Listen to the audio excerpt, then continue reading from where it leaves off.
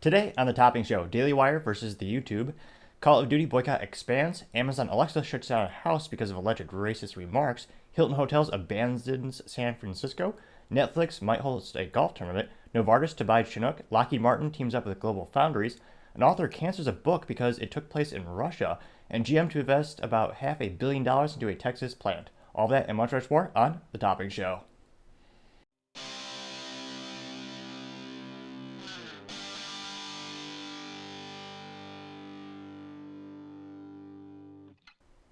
Thank you for taking the time to tune in today. Today's episode of the Topping Show is sponsored by Topping Technologies. Topping Technologies is an IT value-added reseller services company with a special proficiency in IT security.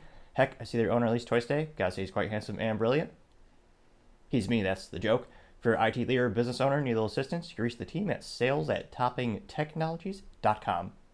Now, other interesting cultural news, you have the Call of Duty boycott expanding as Call of Duty, again, the video game company made by Activision, which again is also a bigger business, Amazon, rather not Amazon yet.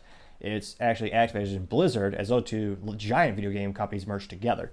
Now, they're continuing to tweet, which kind of the opposite of the Bud Light approach. But let me rewind a couple of seconds here. Now, Call of Duty, biggest multi-video game platform I could think of right after the World of Warcraft one. Now, they had an issue where one of the top streamers of Call of Duty, so someone who makes a living by playing the video game and live streaming the interaction of his usage, he was on the Twitter, and someone was talking about an issue where a public school was teaching children about sexual themes, and they're having a Pride Month talking about very specific sexual things that are not appropriate for children. Now, all this guy said was, rudimentary speaking, leave the kids alone. That one statement completely banned him on the platform. Not only did they ban him, again, this user is Nick Merckx, but Call of Duty Activision actually pulled his skin from the store. And skin, in this case, is a appearance package in which you pay extra to have particular clothing or particular styles or paint on guns. Now, in this case, he was such a large, successful streamer for the video game, he had his own outfit, basically, that you can purchase. And, of course, he would get a commission off of that, and Activision loves it because it says it's free money, basically. You design it once, you just copy-paste. It's really easy money. It's DLC or download content, all those upgrades, is just pure profit. So they removed him from the store, as well as banishing him from the game. And Call of Duty, they just had to go the opposite of the Bud Light approach. The Bud Light approach was, they haven't posted in, look at my watch, months. Which in social media, if you're not tweeting or going on social media, at least depending on your brand, once a day or every other day, it's basically years in the social media realm. Now, Activision decided to go the opposite. They're still posting multiple times a day, which is great because it gives us plenty of free entertainment. As the youth would say, they are ratioed. Now, most recently, the AK guy, which is Brandon Hero, he's he has a YouTube channel, a really fascinating way. He actually custom builds guns. And he said, quote, again, this is to Call of Duty. And Call of Duty, again, that's their specific Twitter handle for that division of the company. Now, or product of the company. Now, they put out another ad saying, hey, here's an upcoming video game.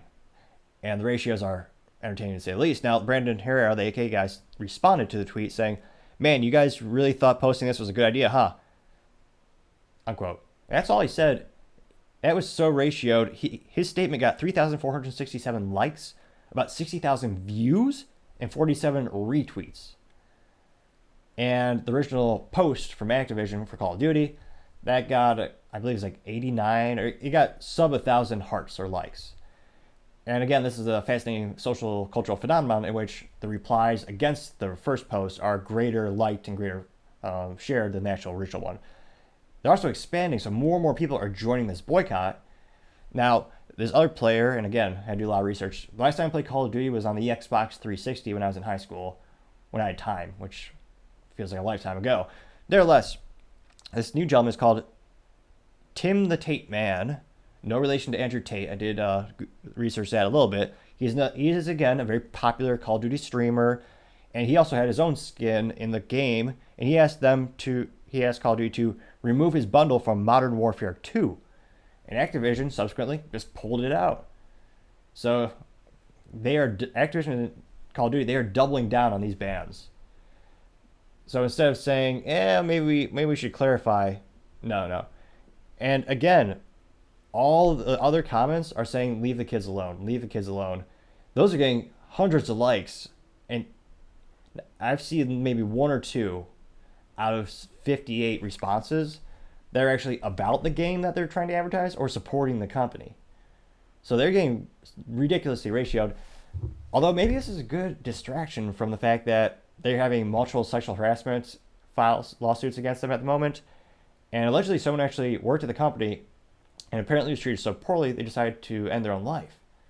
So maybe this is a better distraction than those topics. Either way, they don't have a great track record for public relations, some might say. Now, they also somewhat have a pseudo monopoly on a lot of these. I forget what you call them. First person shooters. Activision and Blizzard, between those two companies, they make pretty much a majority of that category of video games. I know there are other competitors. You have EA Games being probably number 2 developer. It'll be interesting to see, does this boycott really impact their numbers, and how fiscal of an impact will they have? And will they care? Will they just put virtue signaling, or will they put politics before employees or for profits? Time shall tell. But I want to take the moment to thank everyone for taking the time to tune in today. Cannot thank you enough for liking, subscribing, commenting. Each one of those things greatly help the channel out. Also, don't forget to tell your family, tell your friends, tell your coworkers, heck, tell your enemies, tell anyone and everyone. Just stay safe and fight the good fight.